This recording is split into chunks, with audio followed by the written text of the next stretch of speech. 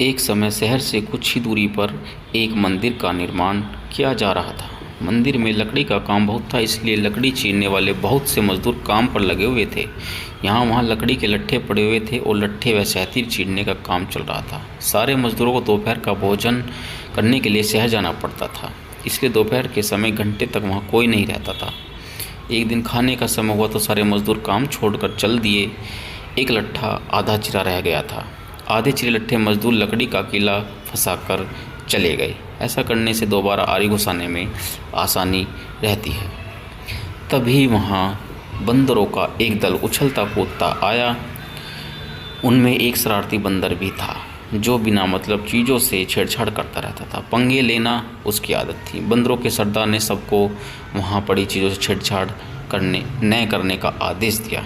सारे बंदरों पेड़ की ओर चल पड़ दिए, पर वहाँ शैतान बंदर सबकी नज़र बचाकर पीछे रह गया और लगा अड़ंगेबाजी करने। उसके दिमाग में कौतूहल होने लगा कि इस कीले को लट्ठे के बीच से निकाल दिया जाए तो क्या होगा। अब वह कीले को पकड़कर उसे बाहर निकालने के लिए जोर आजमाइश करने लगा। लट्ठा के बीच फंस गया कीला दो पार्टों के बीच बहुत मजबूती से जकड़ा गया होता है, क्योंकि लट्ठे के दो पार्ट बहुत मजबूत स्प्रिंग वाले क्लिप की तरह उसे दबाए रहते हैं। उसकी नज़र अधचिरे लट्ठे पर पड़ी। बस वह उसी पर पिल पड़ा और बीच में अड़ाए गए किले को देखने लगा। फिर उसने आसपास पड़ी आरी को देखा।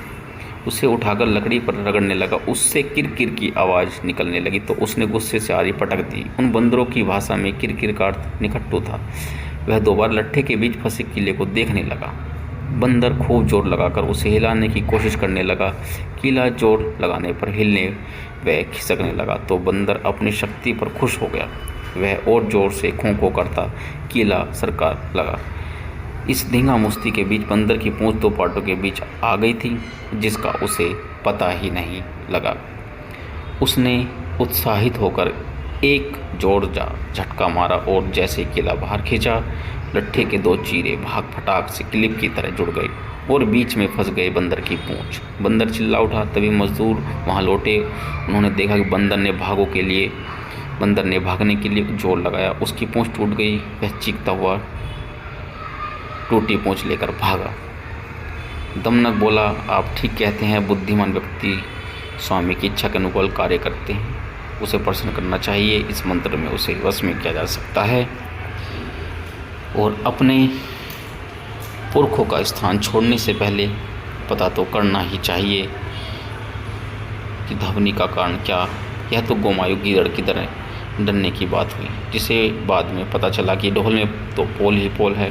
पिंगलक ने पूछा, गोमायु गीदड़ के साथ क्या घटना हुई थी? दमनक गोमायु की कहानी सुनाने लगा। तो दोस्तों, मोरल ऑफ द स्टोरी ये है कि हमें अपने बड़ों की बात माननी चाहिए, अन्यथा हम किसी मुसीबत में पड़ सकते हैं। तो चैनल को प्लीज़ सब लाइक कीजिए, सब्सक्राइब कीजिए और शेयर ज़रूर कीजिए।